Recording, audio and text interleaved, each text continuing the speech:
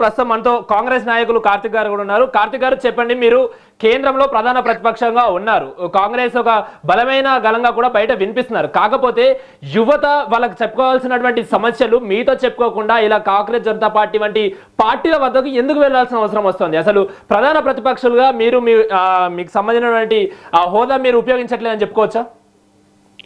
Sir, అయితే అన్ని విషయాలను రాజకీయ పార్టీలతోనే ముడిపెట్టడం కరెక్ట్ కాదు. అయితే కొన్నిసార్లు ఏంది అంటే ప్రజాస్వామ్య దేశంలో కానీ లేకపోతే ఎక్కడైనా సరే కానీ ప్రజలు ఆక్రోశంకి గురైనప్పుడు వాళ్ళు Congress party, BJP party, CJP party ఇట్లా పార్టీలతో ఉండరు.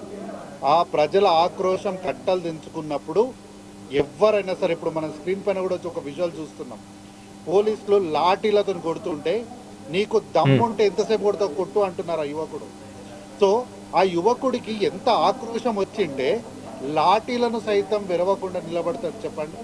సో ఇక్కడ కాంగ్రెస్ పార్టీ క్రెడిట్ వస్తుందా, క్రెడిట్ వస్తలేదా, కాంగ్రెస్ పార్టీ ఏం చేస్తుందని కాంగ్రెస్ పార్టీ గురించి నేను తర్వాత మాట్లాడతాను. కానీ ముందు బీజేపీ నాయకులు ఈరోజు మాట్లాడుతుంటే అర్థం కాలే, అంటే వారు మనస్సాక్షితోని మాట్లాడలేక, బీజేపీని సమర్థించలేక, జరిగిన తప్పును ఎస్ అని చెప్పలేక చాలా సందిగ్ధంలో మాట్లాడుతున్న అంశాన్ని మనం చాలా స్పష్టంగా గమనించవచ్చు.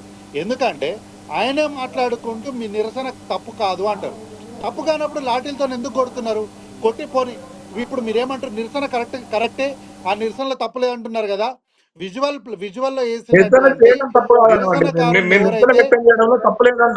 నిరసన వ్యక్తం చేయడంలో తప్పు లేదంటున్నాం. నేనేం తప్పు అంటలేను, నువ్వు కరెక్టే నిరసన మాట్లాడు. వ్యక్తం చేయడంలో ఇది ప్రజాస్వామ్య దేశం, భారతదేశం నువ్వు చెప్పింది కూడా కరెక్టే. ఒక్క నిమిషం సురేష్ గారు, ఒక్క నిమిషం. మీరు చెప్పింది కరెక్టే, నేను మిమ్మల్ని తప్పేవనలే. మీరు అన్నది 100% కరెక్టే. అయితే ఆ యువకుని లాఠీలతో కొట్టడానికి పర్మిషన్ ఇచ్చినోడు ఎవడు? కాబట్టి లాఠీతో కొట్టినోడిని, కొట్టమని పర్మిషన్ ఇచ్చినోడిని ఆ పైన అందరిని తీసుకొచ్చి లోపలేయండి ఫస్ట్. ఎందుకంటే ఈరోజు దేశంలో యువత మొత్తం కూడా బీజేపీ ప్రభుత్వానికి, నరేంద్ర మోడీ గారికి, ఈ ఈ ఈ దేశంలో ఉన్నటువంటి ఎడ్యుకేషన్ మినిస్టర్కి పూర్తిగా వ్యతిరేకంగా నిలబడినప్పుడు మీరు దానిపైన ఏం జరిగిందనే తప్పులను సరిదిద్దుకొని ప్రజలకు బేషరతు క్షమాపణ చెప్పి పాలన ముందుకు తీసుకెళ్ళాలి. కానీ మా చేతిలో లాఠీలు ఉన్నాయి కాబట్టి మేము ఇష్టానికి లాఠీలను జులిపిస్తామంటే ఈ భారతదేశం యువత దెబ్బలు తినడానికైనా సిద్ధంగా ఉంటారు, ప్రాణాలు ఇవ్వడానికైనా సిద్ధంగా ఉంటారు. కానీ మీలాంటి అరాచక శక్తులైనటువంటి బీజేపీ పార్టీ యొక్క ఆధిపత్యాన్ని ఒప్పుకునే పరిస్థితి ఉండదు. నేరుగా సూటికి ఒక ప్రశ్న, మీరు నీట్ పేపర్ లీక్ జరిగిందా లేదా దానిపైన స్పష్టత ఇవ్వండి. ఏమన్నా అంటే నేపాల్, చైనా, పాకిస్తాను, విదేశాలు ఇవన్నీ మాట్లాడతారు. విదేశాల్లో ఉండడమే తప్పైతే నరేంద్ర మోడీ గారు విదేశాలకు ఎందుకు పోతున్నాడు? ఏమనంటే పాకిస్తాన్ అంటారు. పాకిస్తాన్కి ఎవరు పోయినారు సార్? ప్రధానమంత్రి గారే వారే పోయి సారే చీరే అన్ని పెట్టి అలా ఛాయ్ తాగి, ఆహా ప్రపంచంలో ఎక్కడ ఇంత మంచి ఛాయ్ దొరకదు, మా దోస్తుతోనే ఛాయ్ దొరుకుతానని ఆలింగనం చేసుకొని వాళ్ళ ఇంట్లోకి బట్టలు పెట్టి సారే పెట్టి వీళ్ళంతా నా ఆడబడుచులు, వీళ్ళని కాపాడడం నా బాధ్యత అని మాట్లాడిన నరేంద్ర మోడీ గారు కాదా? పాకిస్తాన్ పోయినోళ్ళు మీరు, అక్కడ విదేశాలకు పోయినోళ్ళు మీరు. చైనా ఆయన వస్తే ఆయనకు ఓ గార్డెన్లో నడిపించుకుంటూ, ఉయ్యాలలో ఊసబెట్టుకుంటూ, కెట్టిళ్ళ ఛాయ్ పోసి ఇయో గిడ గిట్లుంటది, గాడ గట్లుంటని సుత్తి చెప్పిన మేమా? నరేంద్ర మోడీ గారు కాదా? కార్తిక్ గారు మీరు సబ్జెక్ట్ నుండి డివియేట్ అవ్వకండి. సో ప్రధానంగా నేను అడిగేది ఏంటంటే ప్రతిపక్షంలో ఒక నిమిషం, నేను సబ్జెక్ట్ నుంచి డివియేట్ కాలే. సబ్జెక్ట్ ఎక్కడ వీళ్ళు ఏమంటున్నారు? కాక్రోచ్ పార్టీ అంటే విదేశాలు అంటున్నారు, ఏమనంటే నేపాల్ అంటున్నారు, శ్రీలంక అంటున్నారు. ఇన్ని దేశాల గురించి చెప్పినప్పుడు ఇన్ని దేశాలకు ప్రమోషన్ ఇస్తున్న వాళ్ళు ఎవరు అని అడుగుతున్నా నేను. గదే ప్రశ్న, నేను సబ్జెక్ట్లోనే ఉన్నా. ఈరోజు వీళ్ళు ఏమంటున్నారు? నిరసన వ్యక్తం చేయడం తప్పు కాదంటున్నారు.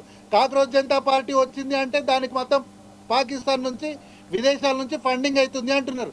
సో నేను విత్ ఇన్ ద సబ్జెక్ట్లో మాట్లాడుతున్నా. ఎందుకంటే నాకన్నా ముందు మాట్లాడిన పెద్దలు ఇద్దరు కూడా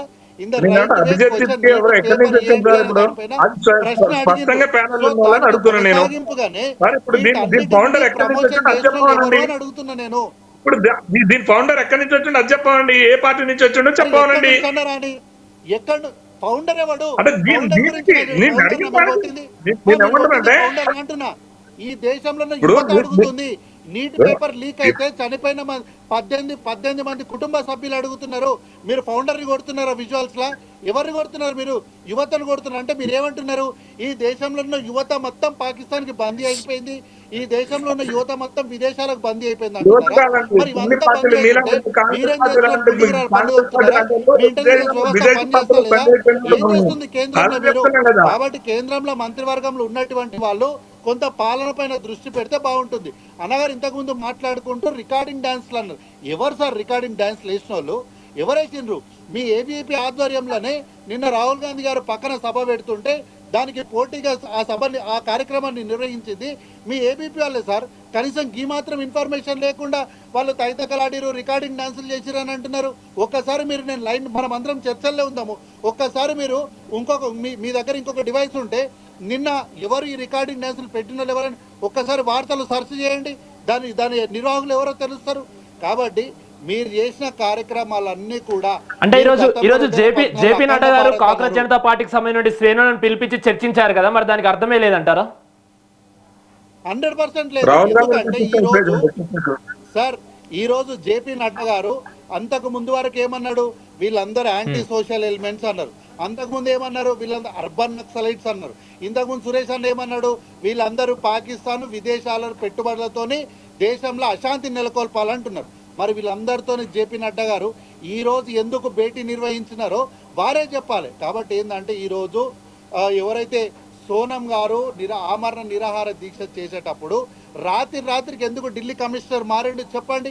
ఏ ప్రామాణికంతో మీరు ఢిల్లీ కమిషనర్ని మార్చారో చెప్పండి.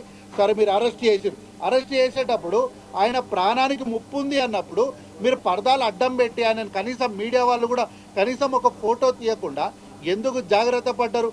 ఇవన్నీ కూడా వీటన్నిటికి, ఈ ప్రశ్నలన్నిటికీ కూడా సమాధానాలు లేవు. వీళ్ళందరూ కోర్టులో పోయి ఏం చెప్తారంటే సోనం గారి ప్రాణానికి ప్రమాదం ఉంది అని. అరే, సోనం గారి ప్రాణానికి ఎందుకు ప్రమాదం? ఆయన డిమాండ్ చేసిన ఆ నీట్ పేపర్ని దొంగతనం చేసిన దొంగెవడో వాడిని రాజీనామా తీసుకొచ్చి ప్రజాకోర్టులు అప్పచెప్తే ఆయననే ఆ దీక్షను విరమిస్తాడు కదా. తద్వారా ఆయన ప్రాణానికి ప్రమాదం ఉండదు, మీరు అరెస్ట్ చేయాల్సిన అవసరం ఉండదు, కోర్టుల కేసు ఉండదు, హాస్పిటల్లో అడ్మిషనే ఉండదు కదా. కాబట్టి ఏంటంటే తప్పించుకోవడానికి బీజేపీ పార్టీ ఈరోజు తప్పు పైన తప్పు చేస్తుంది. ఈ తప్పుల పైన ఒక్కొక్క తప్పు పేల్చి ఈ దేశంలో ఎర్రకోట కన్నా పెద్ద కోటను వీళ్ళు కట్టేసారు. కాబట్టి ఈరోజు దేశంలో యువత మొత్తం ఒకటే నిర్ణయించుకుంది, ఈ దేశంలో బీజేపీ అనేది మళ్ళా మొలకెత్తకూడదు అని ఈ దేశ యువత నిర్ణయించుకుంది. కాంగ్రెస్ పార్టీ ఏంటి అనేది మన తర్వాత ఆ సబ్జెక్ట్ వేరు. మన రాజకీయాలు మాట్లాడినప్పుడు రాజకీయ సబ్జెక్ట్లో నేను కాంగ్రెస్ పార్టీ ఏం చేసింది, ఎందుకు చేస్తుంది, దాని పాత్ర ఏంటనేది నేను తర్వాత చెప్తాను. కానీ ఈరోజు ఈ బీజేపీ అంటే కాంగ్రెస్ జనతా పార్టీ అనేది కూడా ఒక దేశ సుప్రీంకోర్టు న్యాయమూర్తి ఈ దేశ యువతని కాక్రోచ్ అని మాట్లాడిన తర్వాత ఏంది స్వామి మీ దగ్గర ఉన్న న్యాయ వ్యవస్థ, మీ దగ్గర ఉన్న గౌరవం ఏంది, మీరు ప్రాధాన్యత తెలుసుకోవాలి. న్యాయ వ్యవస్థ కూడా బీజేపీ శాసిస్తుందంటవా?